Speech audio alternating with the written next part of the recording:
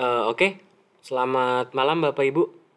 Jadi di video kali ini itu kita akan kita akan membahas seperti biasa 5 saham yang paling banyak diakumulasi untuk periode 29 Maret sampai 1 April 2021. Nah, sebelum kita mulai, saya mau minta maaf dulu karena mungkin audionya kurang clear seperti biasanya karena saya rekam melalui laptop karena saya masih di luar kota. Nah, jadi kita langsung aja bahas 5 saham yang paling banyak diakumulasi. Jadi kita lihat dulu IHSG seperti biasa. IHSG ternyata minggu kemarin itu harapan kita tidak tercapai. Harapan kita kemarin itu indeks at least pullback-nya sampai 6.300, tapi kemarin ternyata high-nya cuma sampai 6.230, bahkan nutup gap pun enggak. Gap yang di bawah sini di 6.245 pun enggak. Dan setelahnya ya 4 hari berturut-turut indeksnya turun terus. Indeksnya melemah terus sampai Jumat kemarin. Cuma Jumat kemarin ditutup hijau indeks. Nah, terus gimana untuk indeks minggu depan? Nah, ini adalah skenario saya. Indeks kemungkinan itu akan akan hari Senin itu harusnya akan hijau dulu, atau at least Senin hijau, tapi mungkin bisa sampai langsung 6.050 6.070, atau ya sebatas membuat konsolidasi di sini. Nah, yang manapun, mau konsolidasi mau langsung naik itu harus kita manfaatkan. Makanya kemarin waktu di deket-deket closing di 2:30 sore saya bilang bahwa silakan beli sekarang saham-saham yang diakumulasi, saham-saham yang low risk. Kemarin saya ada sebut Wika, ada sebut Jasa Marga, ada sebut Telkom juga. Jadi itu saham-saham yang diakumulasi silakan beli, sehingga nanti ketika Senin naik kita bisa sell on strength atau jualan. Nah, skenario-nya kurang lebih masih seperti ini. Kisaran 5.830. Tapi kalau nanti hari Senin atau minggu depan indeks bisa closing di atas 6.070 atau di atas 6.050 aja bisa closing, itu sesuatu good sign sekali bahwa skenario merah ini kecil kemungkinan terjadi. Tapi kalau ternyata di sini di reject lagi dan turun lagi dan breakdown lagi 5.960, maka ya kita harus bersiap-siap untuk 5.830-an seperti itu. Tapi gimana pun arah indeks, yang pasti kita harus menyesuaikan, kita harus memanfaatkan gitu.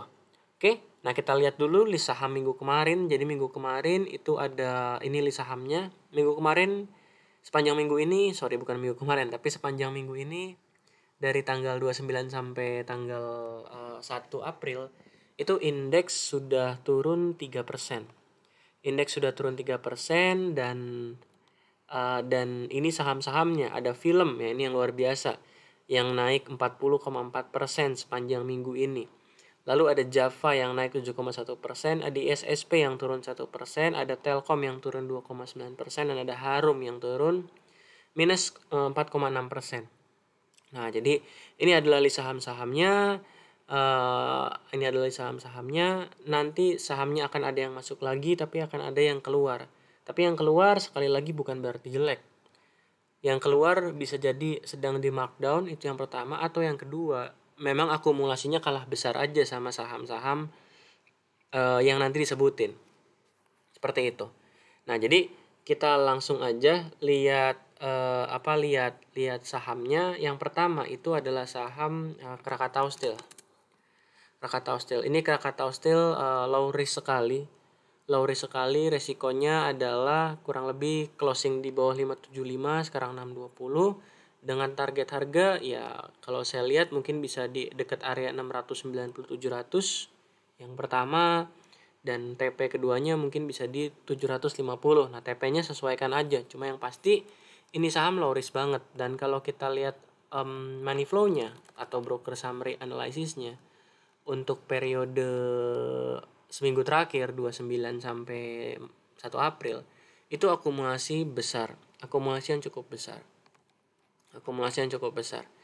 Dan mostly yang akumulasi pun broker-broker yang tidak terlalu dikenal publik ya, walaupun beberapa yang dikenal publik, Jasa Utama, ada Erdika, ada Cipta Dana, tapi lainnya mostly broker-broker yang tidak dikenal publik. Dan broker-broker retail rata-rata itu jualan semua. Jadi ini pertama itu adalah saham Krakatau Steel yang pertama. Nah selanjutnya saham yang kedua itu adalah saham, sebentar, saya tadi habis buka-buka grafik lain, jadi saya harus perbaiki dulu. Nah yang kedua ini adalah saham Tower. Jadi saham Tower sepanjang bulan Februari Maret rally, lalu dia koreksi. Nah dia koreksi dia itu masih di area demand-nya di sini. Masih di area demand area, masih di area konsolidasinya. Jadi buat saham Tower ini menarik. Resikonya di berapa, Pak? Resikonya kalau kita mau mau terkonfirmasi, kita harus pasang set resiko di 1050. Jadi kalau closing di bawah 1050 ya tinggalin dulu. Tapi ini low risk banget dan menarik banget. Atau kalau kita mau pakai acuan support yang di sini 1088 atau 1080 pun ini masih cukup oke sih kalau menurut saya. Tower seminggu terakhir diakumulasi, bahkan di hari terakhir di candle yang paling terakhir ini akumulasinya besar banget. Ini sideways, candlenya doji semua, mostly doji. Ada berapa ini? Ada 5 doji. So far ini cukup menarik dan cukup low risk seperti itu.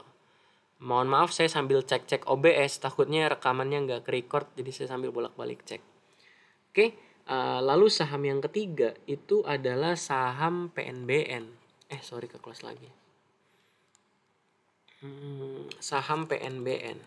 Nah, saham PNBN ini secara emiten sendiri dia lagi ada berita sama KPK lah. Cuma berita itu nggak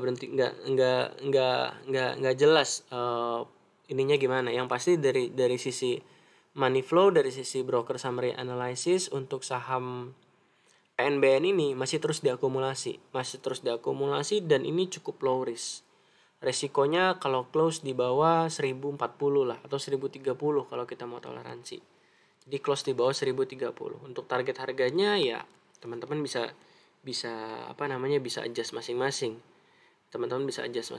Cuma seharusnya ya dekat-dekat 1200 itu bisa buat saham PNBN.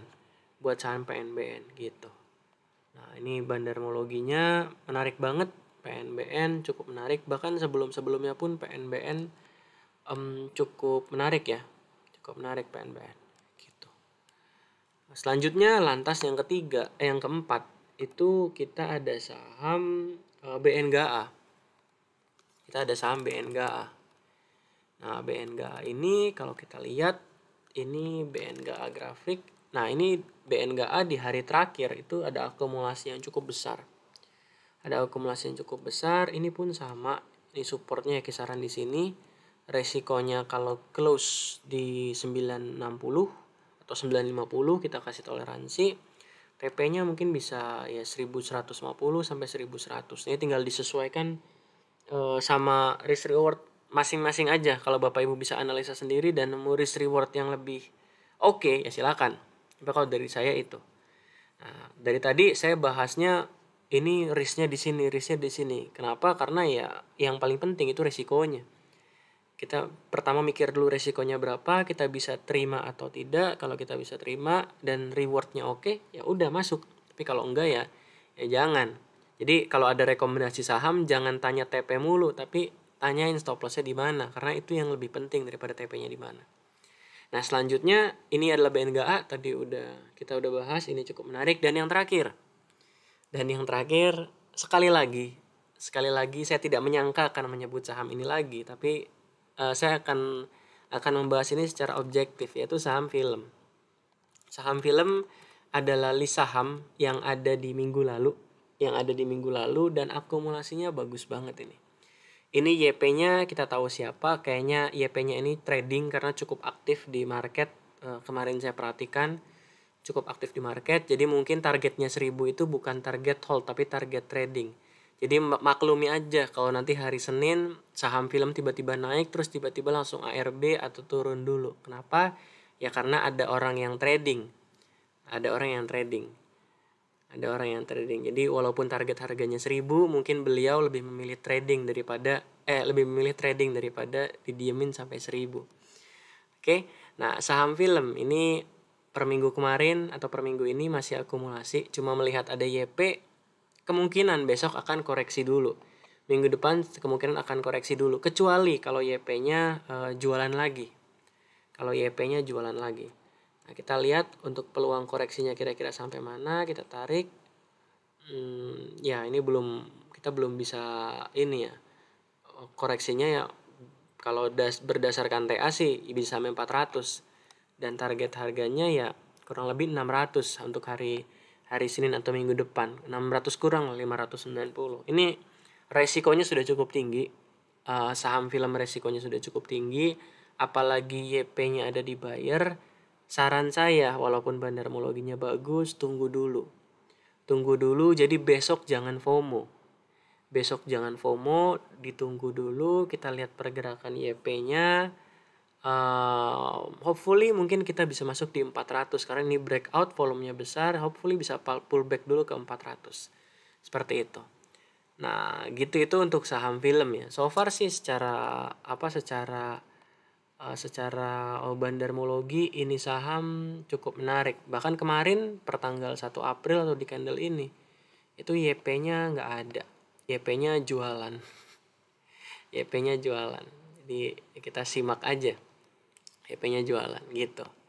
Nah, jadi itu dari saya buat saham film. Apakah direkomendasi beli? Iya, tapi nanti jangan besok langsung beli kalau menurut saya. Besok beli mungkin bisa dapat 590 buat tradingnya. Cuma setelah itu saya nggak yakin harganya naik. Mungkin akan koreksi dulu, akan konsolidasi dulu. Tapi kalau bisa breakout 600, wah ini harusnya bakal cukup ngebut sih. Gitu. Itu buat saham film. Nah, karena saham film ini kemungkinan besar koreksi dulu. Oke, walaupun Senin naik ke 590 tapi ada kemungkinan koreksi. Makanya saya kasih satu saham tambahan. Saham itu adalah Japfa. Nah, saham Japfa ini dia udah breakout resisten, saham Japfa. Nah, ini bandarmologinya masih menarik buat saham Japfa. Nah, ini bandarmologinya masih menarik, masih akumulasi terus. Kalau kita mau set risknya, resikonya ya kita bisa set di sini, di sekitaran sini misalkan. Nah, ini udah breakout, rewardnya sampai mana, kita harus rubah time frame-nya. Ya rewardnya sama seperti minggu lalu ya. Ini targetnya masih sama seperti minggu lalu, yaitu di kisaran 2350. Jadi resisten 2350 antara 2250 sampai 2350. Jadi dua area itu. Gitu teman-teman. Jadi ada hari ini untuk minggu ini ada 6 sahamnya, ada sebentar saya lihat catatan, ada Kras, ada Tower, ada PNBN, ada BNGA, ada film. Tapi film hati-hati dan ada Japfa.